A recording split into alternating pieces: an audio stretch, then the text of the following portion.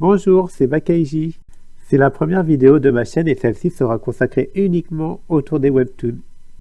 Mon choix pour aujourd'hui est Solo Leveling. Si vous connaissez déjà, n'hésitez pas à laisser en commentaire vos impressions et à blablater avec moi. Et si vous ne connaissez pas, vous êtes au bon endroit pour découvrir de quoi ça parle. Au fait, n'oubliez pas, si vous aussi vous êtes fan de webtoon et que vous souhaitez level up, alors accomplissez ces quêtes avec diligence et peut-être vous pourrez réussir. Solo Leveling est un webtoon coréen écrit par Shugong et illustré par Jang Sung-krak. Bla bla bla. Passons à la suite. Ce webtoon suit l'histoire de Sung Jin-woo. Reconnu comme étant le chasseur le plus faible, il ne peut pas faire un donjon sans se blesser. Solo Leveling se déroule dans un monde où les portails magiques représentent un grand danger pour l'humanité. Lorsque ceux-ci explosent, des monstres peuvent en sortir et puis s'attaquer à tout le monde et les massacrer. Sung Jin-woo explore beaucoup de donjons pour gagner de l'argent. Il en a vraiment besoin pour payer les frais d'hospitalisation de sa mère qui est à l'hôpital. Grâce à un peu de perspicacité et de chance, notre héros s'en sort finalement dans un sale état.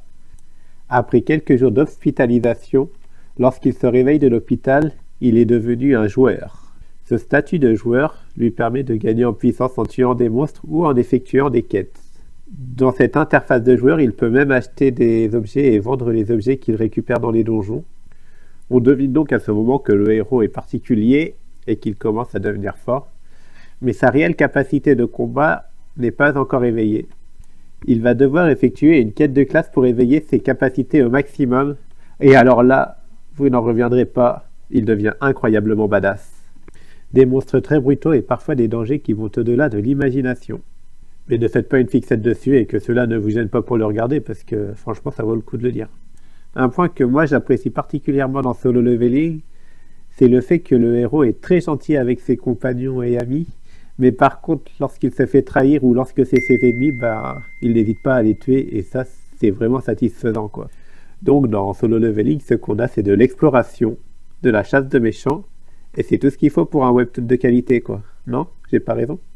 Un autre point que j'aimerais souligner, c'est le fait qu'il n'y ait que 179 chapitres et que malgré le peu de chapitres, on voit vraiment beaucoup de contenu et l'histoire avance à une vitesse très très folle, ce qui permet qu'on ne s'ennuie jamais. Maintenant, on peut donc parler des combats dans Solo Leveling. Pour ma part, je les trouve pas forcément les plus beaux, les plus spectaculaires. Parfois, je trouve qu'il manque de dessin, ils sont pas assez détaillés, ça manque un peu de fluidité quoi. Malgré tout, le héros ayant beaucoup de capacités, ça reste tout de même intéressant de suivre l'avancement. Sans oublier qu'il y a pas mal de plot twists, donc beaucoup de surprises agréables. Et le fait qu'il pousse vraiment à suivre Solo Leveling jusqu'à la fin, c'est vraiment le fait de voir l'évolution du personnage. Il drop très souvent des capacités et des équipements et monte très rapidement de level. Donc, c'est très difficile de s'arrêter avant d'avoir fini. On veut voir jusqu'où le héros va aller, quoi. Pour conclure ce premier épisode, moi, ce que j'ai à vous dire, c'est attendez l'animé en janvier 2024, regardez-le et régalez-vous surtout.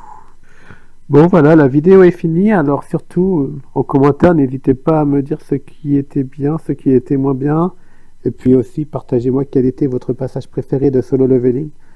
Bye bye.